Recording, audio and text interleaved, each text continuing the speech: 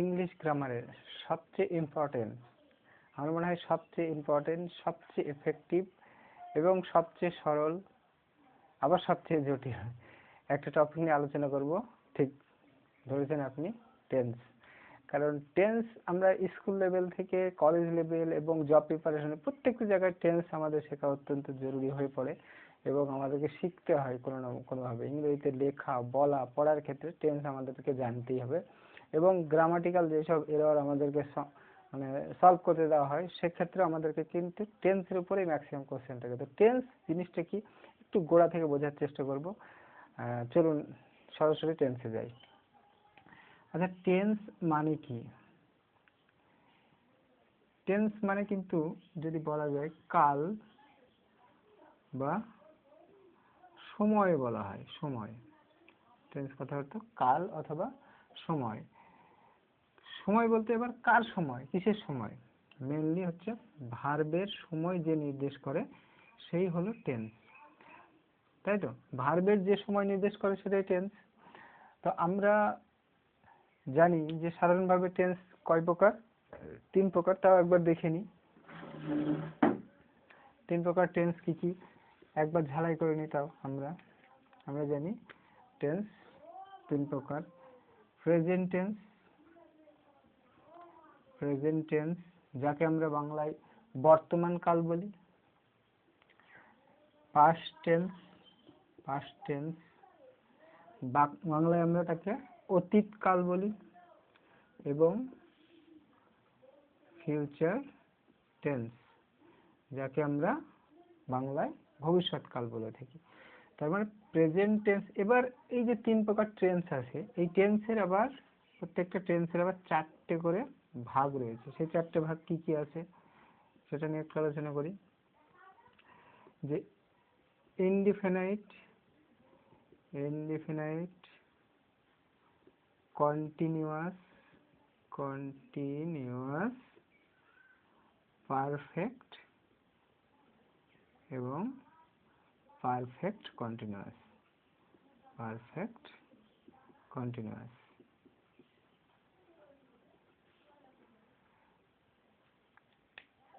প্রতিটা টেন্সের 4টে করে ভাগ। অর্থাৎ যদি আলোচনা করি যে প্রেজেন্ট টেন্সের 4টে ভাগ কি? Present indefinite, present continuous, present perfect, present perfect continuous. ঠিক এমন ভাবেই past indefinite, past continuous, past perfect, past perfect continuous. ফিউচারের ক্ষেত্রে same, future indefinite, future continuous, future perfect, future perfect continuous. অর্থাৎ টোটাল 3 4 12টা, আমরা গোড়া থেকে যদি ধরি তাহলে 12টা টেন্স রয়েছে। তো এই 12টা টেন্সের মধ্যে টোটালটা আলোচনা করতে অনেকটা সময় লাগবে। আজকে আমরা বেসিক্যালি একটা ভিডিওতে প্রেজেন্ট টেন্সটাকে তুলে ধরার চেষ্টা করব। চলুন, প্রেজেন্ট টেন্স কি এবং এর যে যদি আমরা গঠন করতে চাই, প্রেজেন্ট টেন্সে যদি কোনো বাক্য লিখতে চাই তাহলে কিভাবে লিখব সেগুলো একটু দেখার চেষ্টা করব। আমরা আলোচনা করব প্রেজেন্ট টেন্স, যাকে আমরা বাংলায় বলি বর্তমান কাল বা বর্তমান সময়। এবার প্রেজেন্ট টেন্স, প্রেজেন্ট টেন্সের আমরা 4টে ভাগ আমরা জানি। তো 4টে ভাগের মধ্যে প্রথম আমরা ভাগটা আলোচনা করব ইনডিফিনাইট, প্রেজেন্ট ইনডিফিনাইট।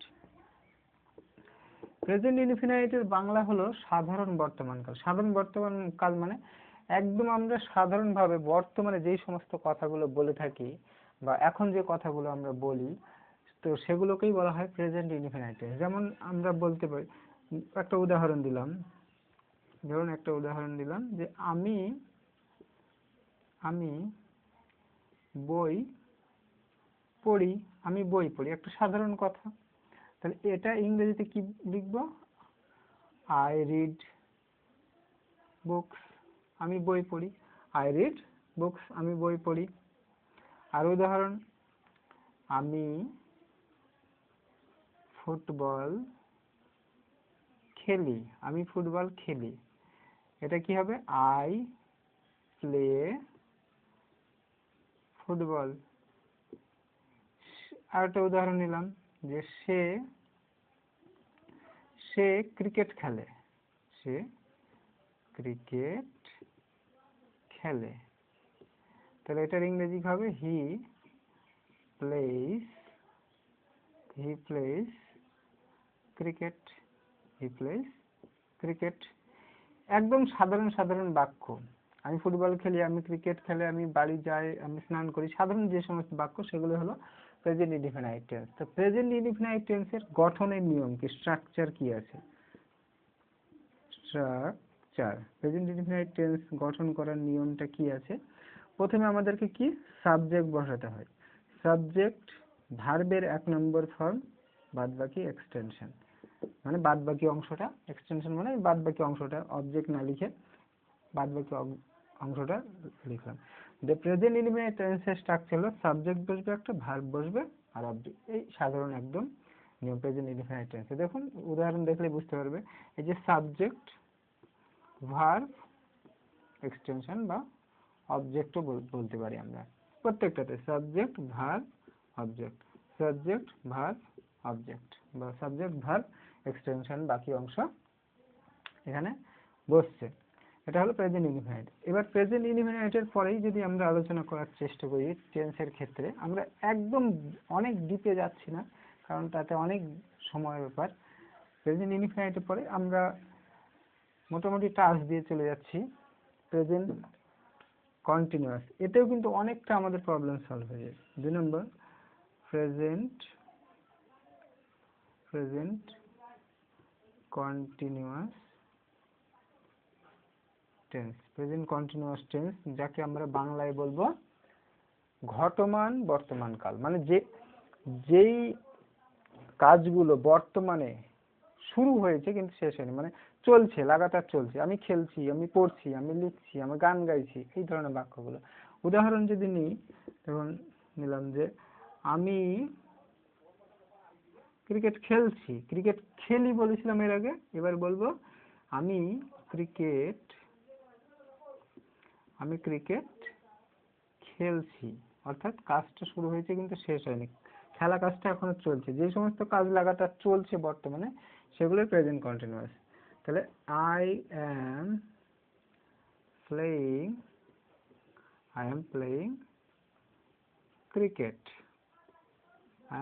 ক্রিকেট। আরেকটা উদাহরণ নিই যদি,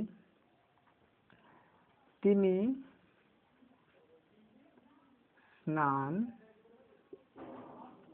স্নান করছেন।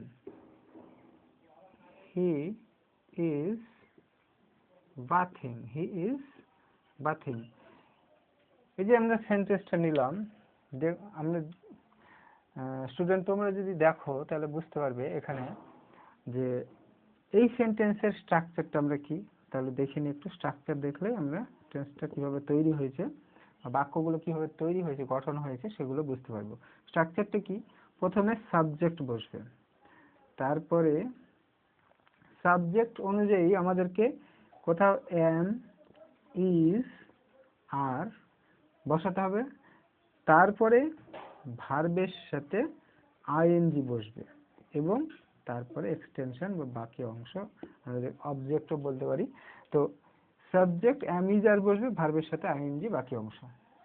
দেখো এদিকে দেখো, সাবজেক্ট বসেছে, এম, ইজ এর মধ্যে এম বসেছে, প্লে এই ভার্বের সাথে আইএনজি যুক্ত হয়েছে, বাদ বাকি অংশ।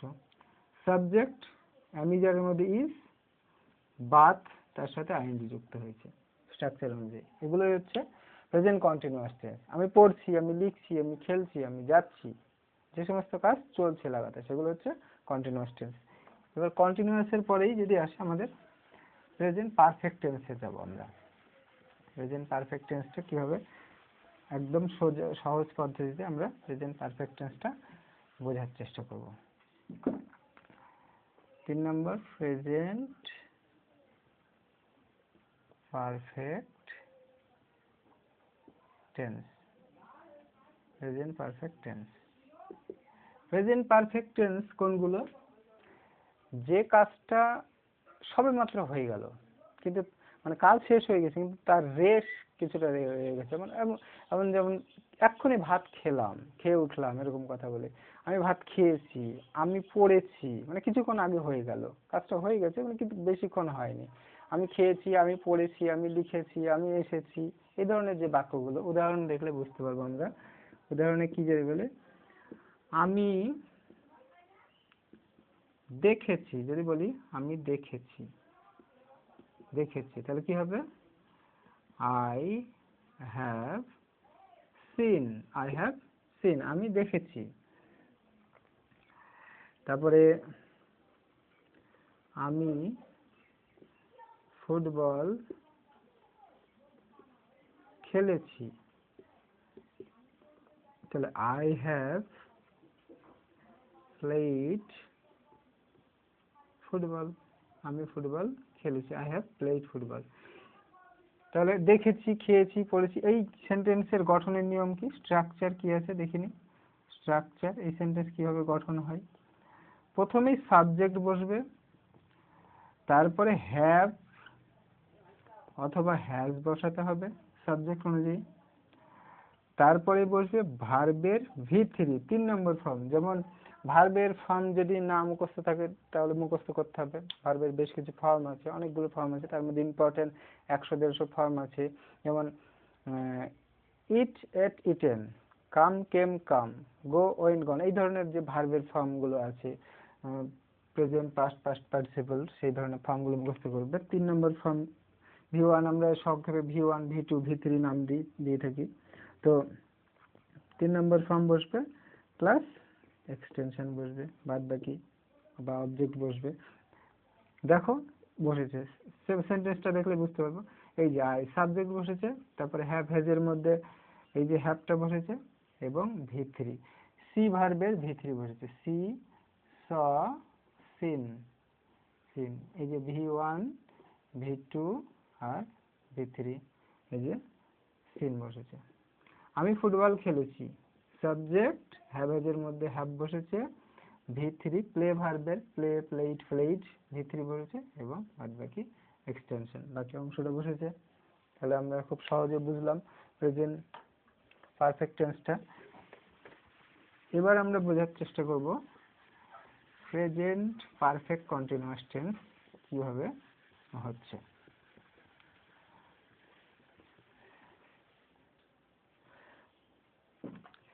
Present perfect continuous tense, present perfect continuous tense.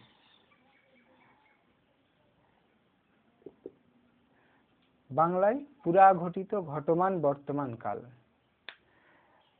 একটা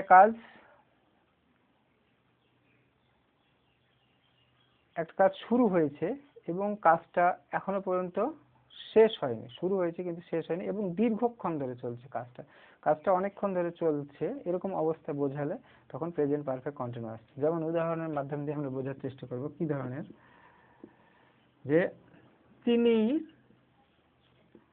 3 দিন ধরে জ্বরে ভুগছেন, তিনি 3 দিন ধরে জ্বরে ভুগছেন, তাহলে কি হবে, এটা he has been suffering, suffering মানে ভোগা, he has been suffering from fever, fever মানে জ্বর, he has been suffering from fever for 3 days, তিনি 3 দিন ধরে জ্বরে ভুগছেন। আরেকটা উদাহরণ যদি নিই তাহলে কি হবে, আমি 2 ঘন্টা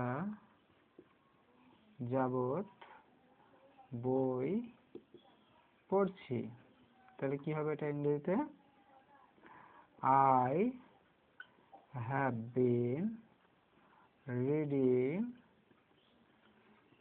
book for 2 hours, I have been reading book for 2 hours। এই সেন্টেন্সটি কিভাবে, স্ট্রাকচার কি আছে, এই সেন্টেন্সটি কিভাবে গঠন হয়েছে তার স্ট্রাকচারটা দেখে নাও। সব প্রথমে সাবজেক্ট বসছে, তারপরে হ্যাভ বিন অথবা হ্যাজ বিন, তারপরে ভার্বের সাথে মেন ভার্বের সাথে আমরা আইএনজি, মেন ভার্বের সাথে আইএনজি প্লাস এক্সটেনশন বা অবজেক্ট যাই বলি কেন করে। সেন্টেন্সটা দেখো তাহলে বুঝতে পারবে। Subject have been has been এর মধ্যে এই যে হ্যাজ বিন বসে গিয়েছে, তারপরে সাফার এই যে ভার্ব, ভার্বের সাথে আইএনজি বলেছি, সাফার ভার্বের সাথে আইএনজি যুক্ত হয়েছে এবং বাকি অংশটা বসেছে। এই সেন্টেন্সটার ক্ষেত্রেও subject have been has been, read ভার্বের সাথে আইএনজি, বাদ বাকি অংশ। এটা হলো প্রেজেন্ট পারফেক্ট কন্টিনিউয়াস টেন্সের গঠনের নিয়ম, খুব সহজে আমরা বুঝে গেলাম। তাহলে আজকে আমরা যদি সামার আপ করি যে পুরো বিষয়টা আজকে কি কি আলোচনা হলো, মেনলি প্রেজেন্ট টেন্স নিয়ে আমরা আলোচনা করব। প্রেজেন্ট টেন্সের যে চারটে ভাগ, present indefinite, present continuous, present perfect এবং প্রেজেন্ট পারফেক্ট কন্টিনিউয়াস। নেক্সট ক্লাসে আমরা পাস্ট টেন্স এবং ফিউচার টেন্স নিয়ে আলোচনা করব। Thank you.